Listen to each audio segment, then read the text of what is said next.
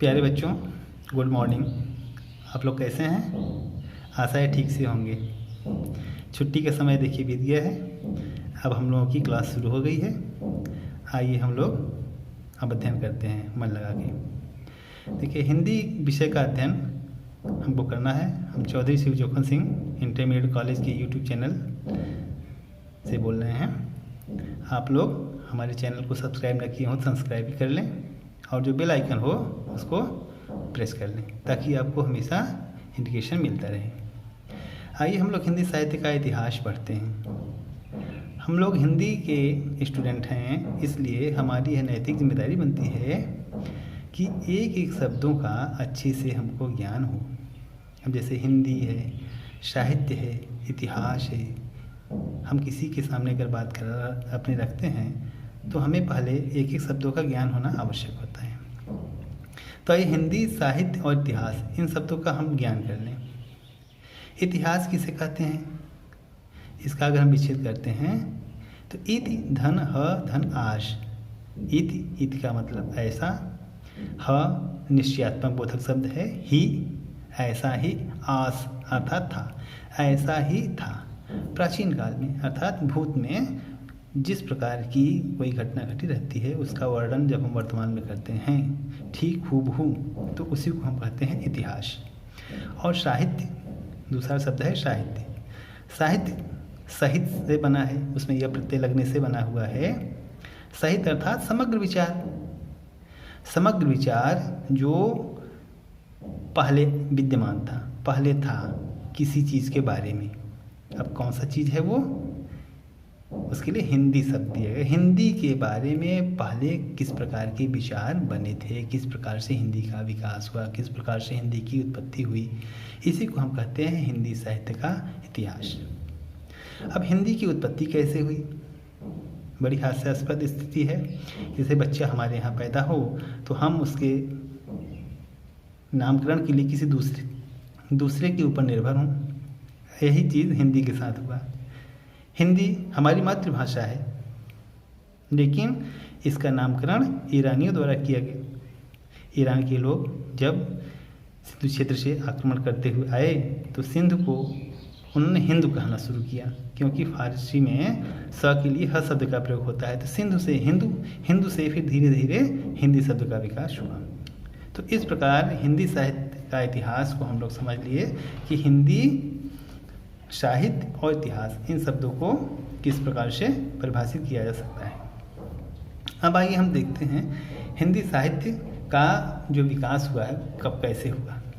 देखिए, इसमें इसकी जनक, हिंदी का जो जनक माना जाता है, और हिंदी का जनक किसको माना जाता है, संस्कृत को माना जाता है। हिंदी का जनक संस्कृत को माना जाता है। तो प्राचीन काल में संस्कृत की कैसी रूप प्रचलित थी, वैदिक संस्कृति।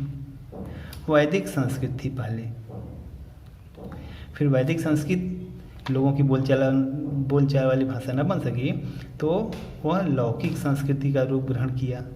लौकिक संस्कृत, फिर लौकिक संस्कृत भी बहुत परेशानी होती थी लोगों को, लोग उसको अपने व्यवहार में नहीं अपना पाते थे। तो उससे फिर बाद में क्या हुआ, उसमें परिवर्तन आया। फिर पाली आया, पाली लिपि को लोगों ने अपनाया। पाली लिपि, जो बौद्ध धर्म के जितने भी ग्रंथ लिखे गए हैं वो सब पाली लिपि में लिखे गए हैं। पाली के बाद फिर क्या आता है, प्राकृत लिपि आता है। प्राकृत लिपि में जैन साहित्य का जितना भी मंडन किया गया है, जितने भी लेखन किए गए हैं प्राकृत साहित्य में सब किए गए हैं। प्राकृत के बाद फिर और इसको लोगों ने अपने बोलचाल में प्रयोग करना शुरू किया। इसमें और भी थोड़ी बहुत सुधार आया, परिशोधन हुआ इसका, तो बना क्या, अपभ्रंश। अपभ्रंश, हिंदी का अपभ्रंश रूप सामने आया। हिंदी की अपभ्रंश रूप के बाद फिर अवहट्ट। अवहट्ट, अवहट्ट से फिर हिंदी का विकास होता है। जनक तो संस्कृत है, हिंदी की जनक कौन है, हिंदी की माता कौन है, संस्कृत है। लेकिन अगर विकास के संदर्भ में पूछा जाए तो अपभ्रंश से हिंदी का विकास हुआ है। अब आइए हम देखते हैं कि हिंदी के इतिहास ग्रंथ कौन कौन से हैं।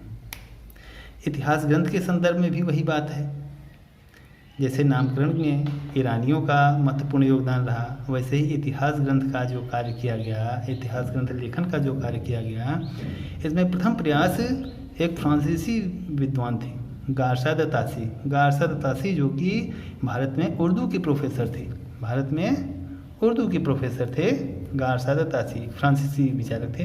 उन्होंने 1839 में एक ग्रंथ लिखा था। उस ग्रंथ का नाम क्या था? इस्तवार द ला,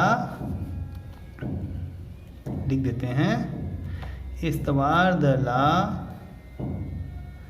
लित्रेरूर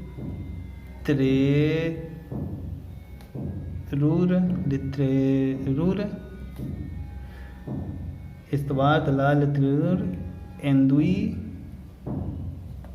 ए हिंदुस्तानी। इस्तवार द ला लित्रेरूर एंदुई ए हिंदुस्तानी, इस प्रकार के ग्रंथ का इन्होंने लेखन किया 1839 में।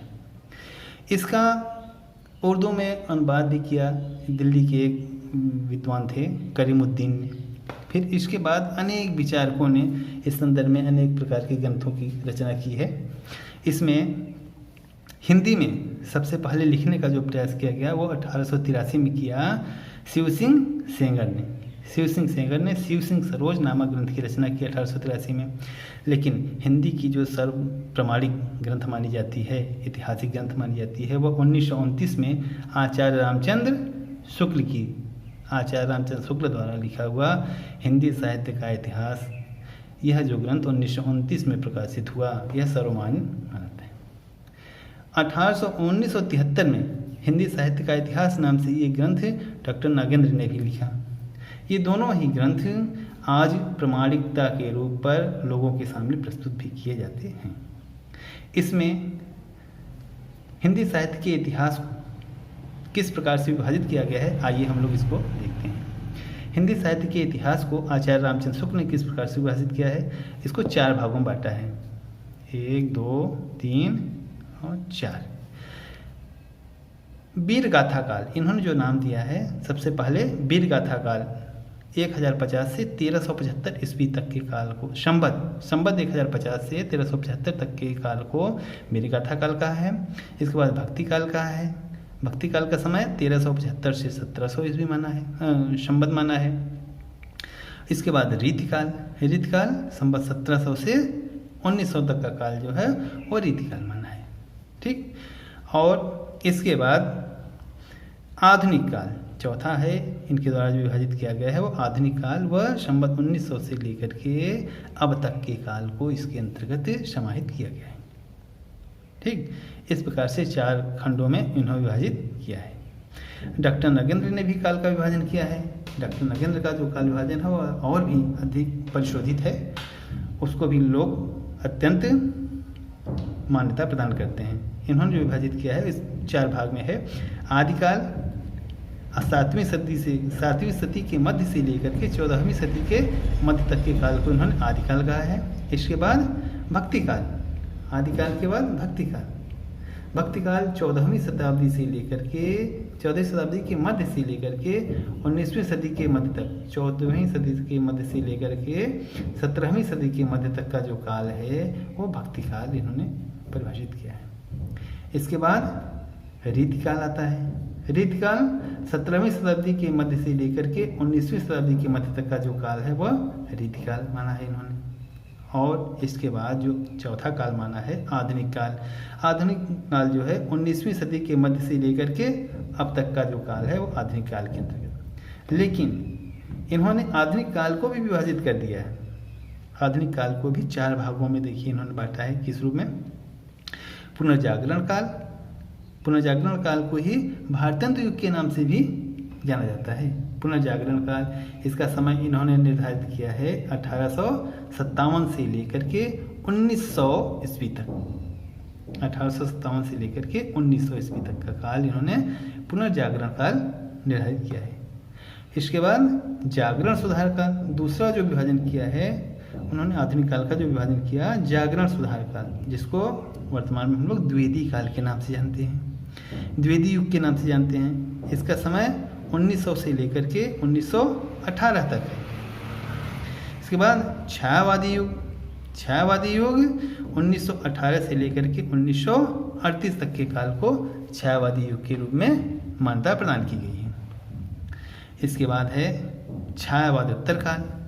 छायावादोत्तर काल को डॉक्टर नगेंद्र ने 2 भागों में विभाजित किया है, प्रगतिवाद प्रयोगवाद का काल और नवलेखन का काल। प्रगतिवाद प्रयोगवाद का काल इन्होंने निर्धारित किया है 1938 से लेकर के 1953 तक का काल, और 1953 से जो अब तक का काल है वह नवलेखन के काल के रूप में इन्होंने विभाजित किया है। इस प्रकार इन्होंने काल का विभाजन 4 भागों में किया है। इसी प्रकार से 4 भागों में विभाजित आचार्य रामचंद्र शुक्ल ने भी किया है और इन्होंने भी किया है। हाँ, तो इस प्रकार से जो काल का विभाजन किया गया है हिंदी साहित्य के अंतर्गत, जिसे सर्वमान्य स्थान प्राप्त किया गया है, वो 4 खंडों में विद्यमान है। तो ये हिंदी साहित्य के इतिहास का प्रथम टॉपिक था, और कल हम लोग पढ़ेंगे हिंदी साहित्य के इतिहास में आदिकाल। हिंदी साहित्य के इतिहास में आदिकाल, फिर ऐसे ही भक्तिकाल, रीतिकाल, आधुनिक काल, सब पूर्व का हम वर्णन कर लेंगे क्रमशः। आप लोग इसका एक नोट्स तैयार कर लीजिए, और जो भी आपको दिक्कत परेशानी हो आप व्हाट्सएप के माध्यम से अपने टीचर से पूछ सकते हैं। कोई संकोच नहीं है, आप ग्रुप में जुड़े हुए हैं, आप पूछ सकते हैं। कल हम लोग फिर इसी समय मिलेंगे। आप लोग पेन और कॉपी के साथ समय पर उपस्थित रहिएगा और नियमित अध्ययन कीजिए। धन्यवाद।